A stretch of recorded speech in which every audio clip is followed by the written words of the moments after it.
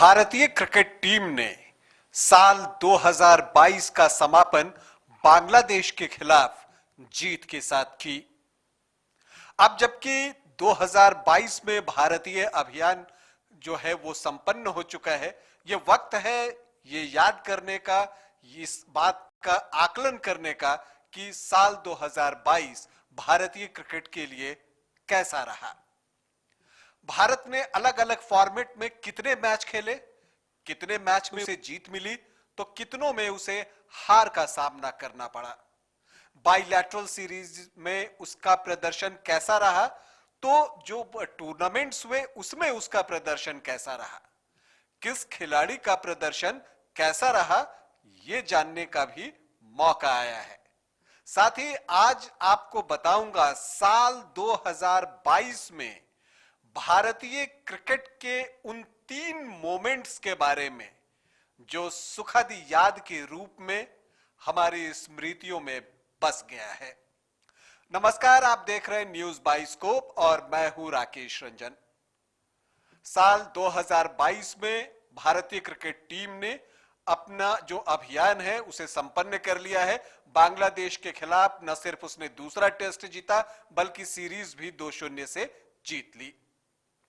लेकिन इन सब के बीच अगर हम ये देखना चाहें कि साल 2022 में भारतीय टीम का प्रदर्शन कैसा रहा, तो अक्रॉस द फॉर्मेट अगर हम तीनों फॉर्मेट की बात कर लें, मतलब टेस्ट मैच, वनडे इंटरनेशनल और T20I, अगर हम तीनों की बात करें तो भारतीय टीम ने कुल 71 मैच खेले जिसमें उसे 46 में जीत मिली। तो ये बात तो हो गई ओवरऑल की। अगर हम फॉर्मेट वाइज जाएं तो टेस्ट मैचों की अगर हम बात करें तो भारतीय टीम ने 2022 में 7 टेस्ट मैच खेले जिसमें से कि 4 में उसे जीत मिली और 3 में उसे हार का सामना करना पड़ा। जिन 4 टेस्ट मैचों में उसे जीत मिली उसमें से 2 श्रीलंका के खिलाफ अपने घर में और 2 बांग्लादेश के खिलाफ उनके घर में शामिल है।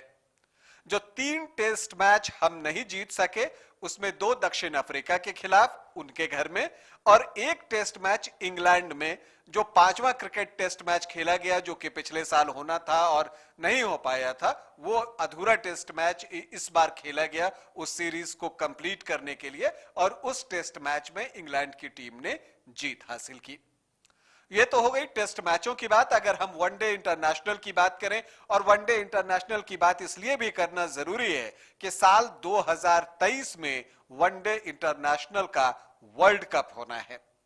तो अगर हम वनडे इंटरनेशनल की बात करें तो साल 2022 में भारतीय क्रिकेट टीम ने 24 वनडे इंटरनेशनल मैच खेले, मतलब कुल 24 मैच जिसमें से 14 में उसे जीत मिली, 8 मैच में उसे हार का सामना करना पड़ा और 2 मैच का परिणाम नहीं आया।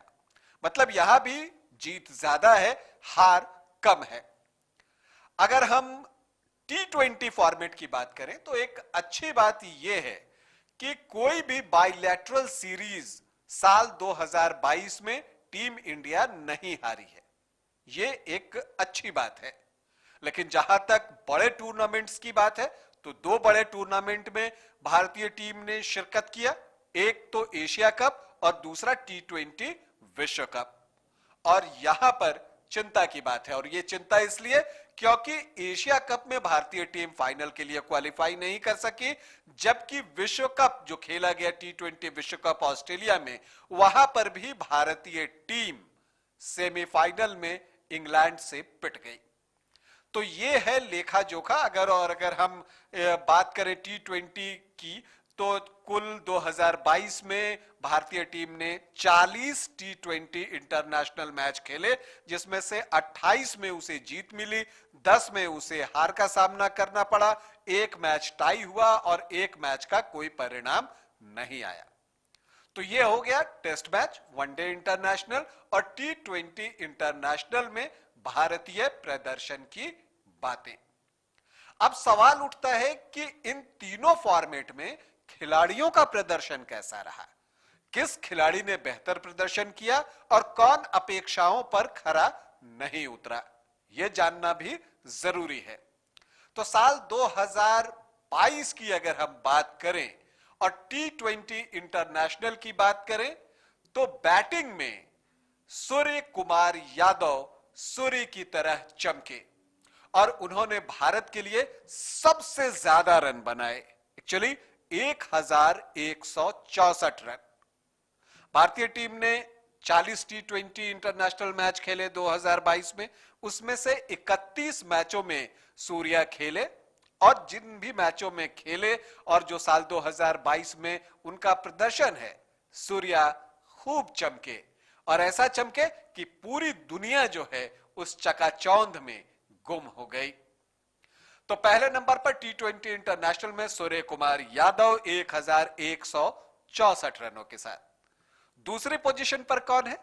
दूसरी पोजीशन पर हैं भारत के विराट कोहली की हम बात कर लेते हैं। तो भारत की ओर से T20 इंटरनेशनल में सूर्य कुमार यादव के बाद सबसे ज्यादा रन विराट कोहली ने बनाए, 781 रन, और उन्होंने 20 मैच खेले।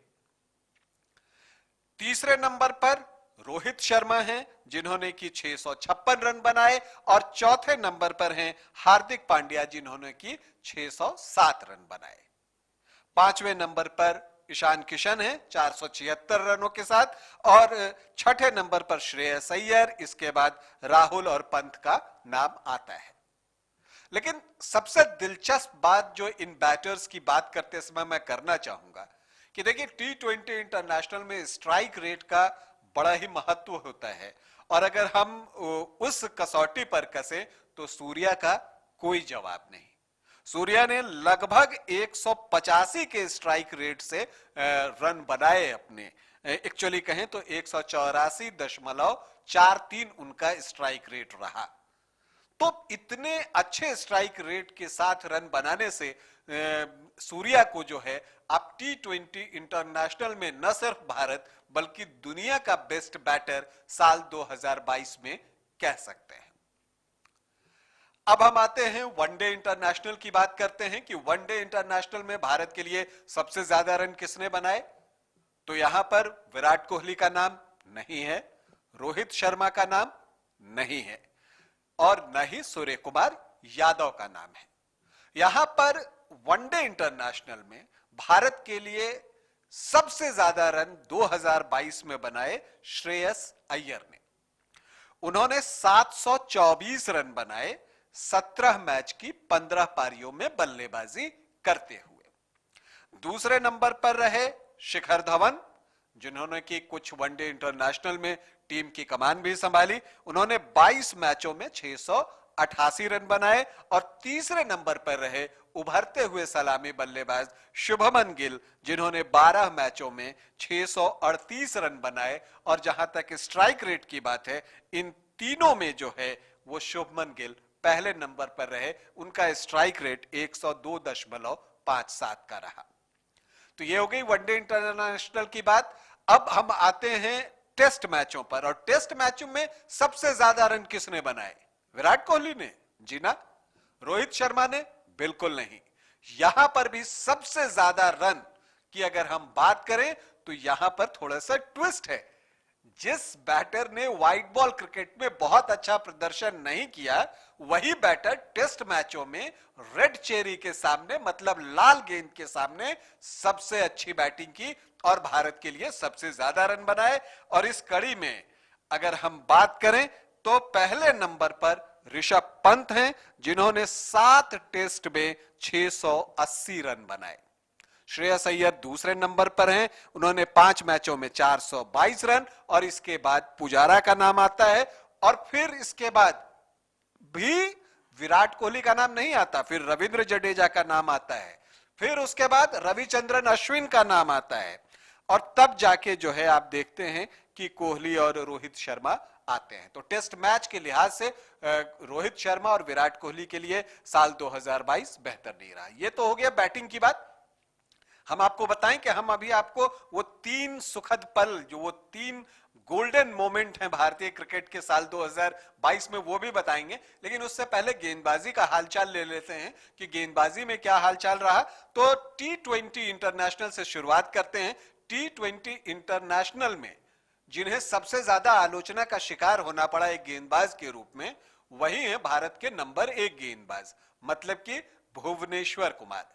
40 T20 इंटरनेशनल में से उन्होंने 32 मैच खेले और इसमें उन्हें 37 विकेट मिले और उनका इकोनॉमी रेट भी 6.98 रहा, मतलब अच्छा कहा जा सकता है। दूसरे नंबर पर उभरते हुए युवा तेज गेंदबाज बाएं हाथ के अर्शदीप सिंह का नाम आता है। उन्होंने 21 मैचों में 33 विकेट लिए। हाँ, उनका इकोनॉमी जो है वो थोड़े वो खर्चीले साबित हुए, 8.17 रन पर ओवर। तीसरे नंबर पर यजुवेंद्र चहल हैं, उन्होंने 21 मैचों में 23 विकेट लिए। और फिर हर्षल पटेल, अक्षर पटेल, हार्दिक पांड्या का नाम आता है। तो ये हो गया T20 इंटरनेशनल की बात। बढ़ते हैं वनडे इंटरनेशनल की तरफ। तो वनडे इंटरनेशनल में भारत के सबसे सफल गेंदबाज साल 2022 में रहे मोहम्मद सिराज।